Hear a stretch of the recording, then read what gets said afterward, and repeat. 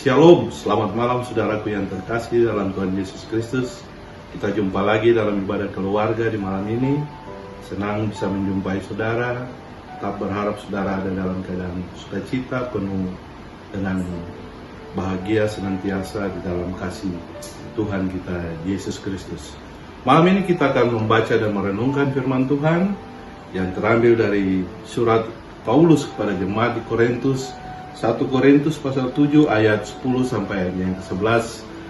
Tetapi mendahulunya mari kita satu di dalam doa. Kita berdoa. Bapa dalam surga, kami mengucap syukur kepadamu di saat ini kami bertemu lagi di dalam ibadah keluarga Jemaat GPIB Kelapa Gading. Kami rindu untuk mendengar firman-Mu yang memberikan kepada kami kekuatan, memberikan kepada kami hikmat dan memberkati setiap kami untuk terus berjalan pada jalan kebenaran dan kehidupan sebagaimana yang Engkau kehendaki. Tuntun kami dengan firman-Mu, bukalah cakrawala kami, berpikir kami untuk memahami firman Tuhan di malam ini, menjadi panduan dalam hidup kami ke depan. Dalam nama Tuhan Yesus kami berdoa. Amin. 1 Korintus pasal 7 ayat 10 sampai ayat 11. Beginilah firman Tuhan. Kepada orang-orang yang telah kawin, bukan aku, tetapi Tuhan perintahkan supaya seorang istri tidak boleh menceraikan suaminya. Dan jikalau ia bercerai, ia harus tetap hidup tanpa suami atau berdamai dengan suaminya. Dan seorang suami tidak boleh menceraikan istrinya. Demikianlah firman Tuhan. Yang berbahagia adalah kita semua yang mendengarkan firman Tuhan, memeliharanya dengan cara melakukannya dalam hidup beriman setiap hari. Amin. Tuhan memberkati saudara-saudara. Apa kabar saudaraku? Semoga saudara ada dalam keadaan baik selalu, penuh sukacita, berada bersama-sama dengan keluarga, menikmati hari-hari penuh sukacita bersama-sama dengan keluarga saudara. Saudaraku, apakah mungkin Anda sudah merindukan mall? Apakah mungkin Anda sudah merindukan kafe? Atau sudah merindukan tempat-tempat rekreasi yang lain?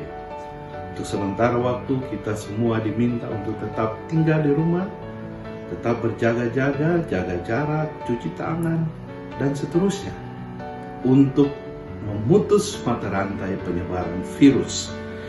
Saya lihat di sosial media, di berbagai media-media online, banyak orang sudah mulai tidak betah tinggal di rumah.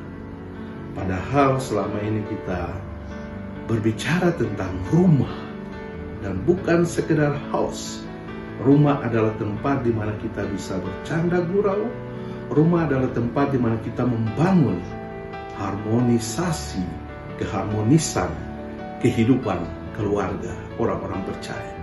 Saudaraku yang terkasih, di masa stay at home atau karantina mandiri atau lockdown atau PSBB atau apapun namanya, rasanya kita harus mempersiapkan diri kita untuk beradaptasi dengan yang banyak kali disebut oleh orang sebagai situasi yang new normal atau situasi normal baru.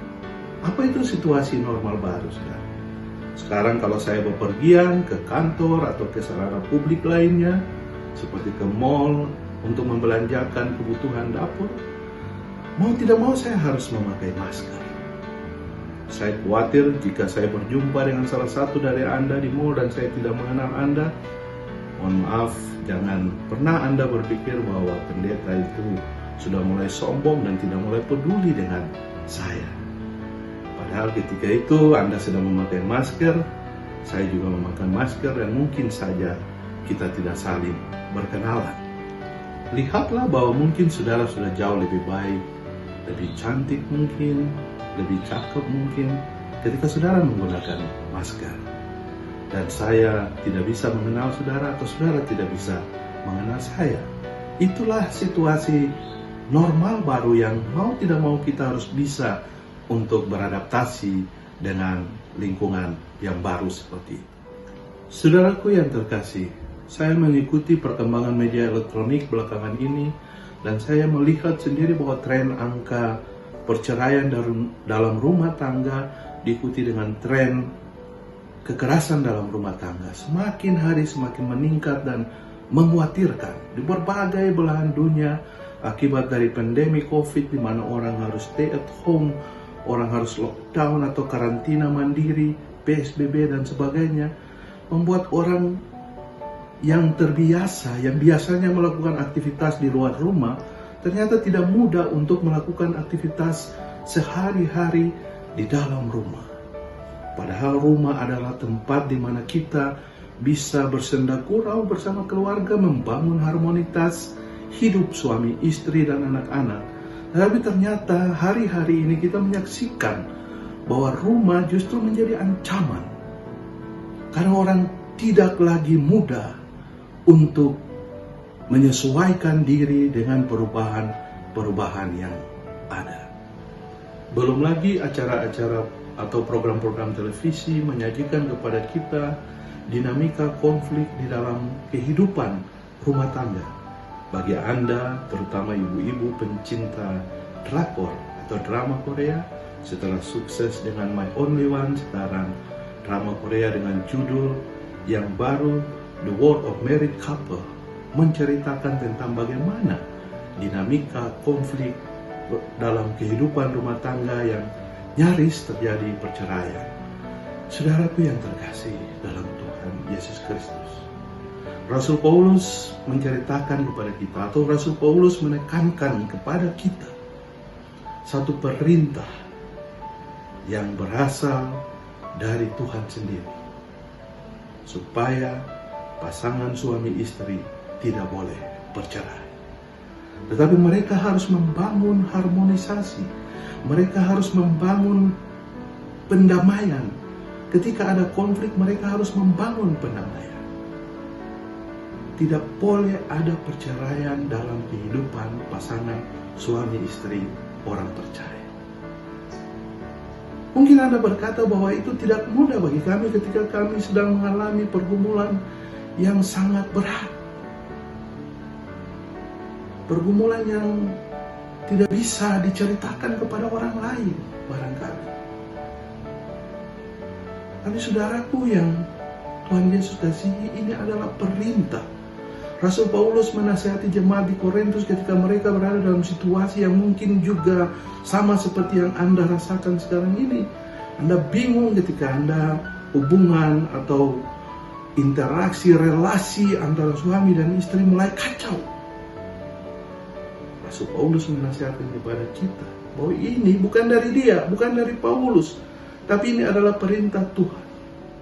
Hubungan antara suami istri itu digambarkan di dalam Alkitab seperti Yesus dengan gereja atau Yesus dengan umat. Jadi hubungan itu adalah hubungan yang kudus, yang suci, yang harus dijaga, tidak boleh dirusak oleh siapa. Karena itu saudara-saudaraku yang berbahagia dalam kasih Tuhan Yesus, saya kira ketika Anda sedang mengalami pergumulan hidup yang seperti itu, hubungan antara suami istri yang tidak lagi baik, tidak lagi harmonis hari-hari ini, saya mengajak Anda untuk mengetahui satu hal. Mari sama-sama suami istri terus berdoa. Pandang hanya kepada Tuhan. Arahkan pandangan Anda, fokus hanya kepada Allah saja. Yang kedua, saudaraku, kita harus bisa membedakan mana keinginan dan mana kebutuhan. Suami istri harus bisa membedakan mana keinginan dan mana kebutuhan.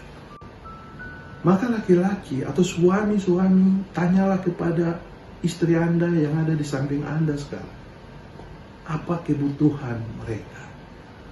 Maka mereka akan dengan segera menjawab, kebutuhan saya adalah security, keamanan. Mereka butuh perlindungan dari Anda. Yang kedua, mereka butuh affection atau kasih sayang. Itu hal-hal yang sangat prinsip dalam kehidupan suami istri. Dan hal yang ketiga, saudaraku, yang mereka butuhkan adalah komunikasi. Masalah komunikasi ini adalah masalah yang sangat penting. Ketika kita merasa bahwa kita ada dalam satu rumah, tetapi kita setiap hari masing-masing orang sibuk dengan gadget atau handphonenya sendiri-sendiri. Kita ada di satu rumah tetapi kita tidak berkomunikasi secara baik. Laki-laki harus menyediakan dirinya, suami-suami harus bisa menyediakan dirinya untuk mendengar lebih banyak apa yang menjadi keluh kesah, apa yang menjadi harapan, apa yang menjadi expectation dari istrinya. Dan sekarang sebaliknya, istri-istri atau perempuan harus bertanya kepada suaminya, apa kebutuhan kamu? Seorang laki-laki yang dia sangat butuhkan adalah honor. Yang dia sangat butuhkan adalah respect, penghormatan kepada seorang laki-laki. Tidak ada yang lebih penting daripada dia merasa dihormati di dalam kehidupan keluarga, hubungan pasangan suami istri. Yang kedua adalah dia butuh support, dan tentunya dia butuh seks. Saya berbicara kepada orang yang sudah menikah. Khotbah ini ditujukan kepada orang-orang pasangan suami istri yang sudah menikah tentunya. Itulah yang menjadi kebutuhan pasangan suami istri. Dan ketika kebutuhan-kebutuhan ini tidak terpenuhi dengan baik, maka kita segera akan melihat konflik antara suami dan istri semakin hari semakin memuncak. Dan konflik itu jika tidak di-maintain dengan baik, jika tidak diatur secara baik, maka dia akan berujung kepada kerusakan-kerusakan yang lain sampai kepada perceraian. Saudaraku yang terkasih dalam Tuhan Yesus Kristus, karena itu di tengah situasi seperti sekarang ini kita diminta untuk tetap fokus hanya kepada Allah. Apapun masalah Anda, berikanlah yang terbaik bagi istri Anda. Apa yang dia butuhkan? Kasih sayang. Apa yang dia butuhkan? Perlindungan.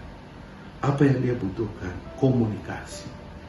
Berikanlah kepada suami Anda apa yang dia butuhkan. Respect, penghormatan, honor. Berikanlah kepada dia apa yang dia butuhkan, support dalam segala hal, dalam setiap pekerjaan yang dia lakukan, dalam setiap aktivitas yang dia lakukan. Maka kehidupan suami istri akan terus dibangun di dalam doa, di dalam kasih, di dalam pendamaian bersama-sama dengan Kristus. Maka kita akan melihat kehidupan keluarga-keluarga yang harmonis, yang terus membangun home mereka, house mereka menjadi home yang terus menciptakan keharmonisan dalam kehidupan keluarga orang-orang percaya. Hal ini ditegaskan oleh Rasul Paulus kepada jemaat di Korintus dan tentunya pada saudara dan saya, kepada kita semua orang-orang percaya, bahwa inilah bentuk kesaksian kita bagi dunia. Bahwa kita ini dikuduskan oleh Kristus sendiri, oleh Allah sendiri di dalam diri Yesus Kristus, untuk kita terus membangun pendamaian dengan sesama kita dalam lingkungan keluarga kita, dan terus kita bersaksi bagi dunia ini bahwa Kristus adalah Tuhan yang sempurna, yang hadir menyelamatkan kita, yang menjaga keharmonisan rumah tangga kita, dan kita terus menjalani hari-hari hidup kita dengan memandang hanya kepada Allah dan membangun pendamaian. Apapun masalah kita, kita serahkan dalam doa yang tulus kepada Allah.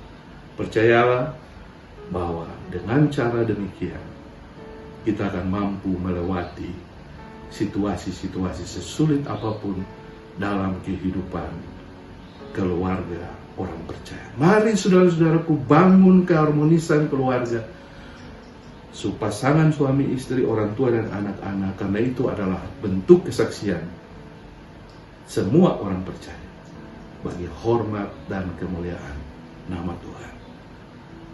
Kiranya Tuhan memberkati kita melewati setiap pergumulan kita, tetap ada dalam sukacita, membangun keharmonisan rumah tangga, anak-anak kita bina menjadi keluarga Kristen yang menyaksikan tentang keagungan kemuliaan Allah bagi dunia ini. Terpujilah Kristus kini dan selama-lamanya. Amin.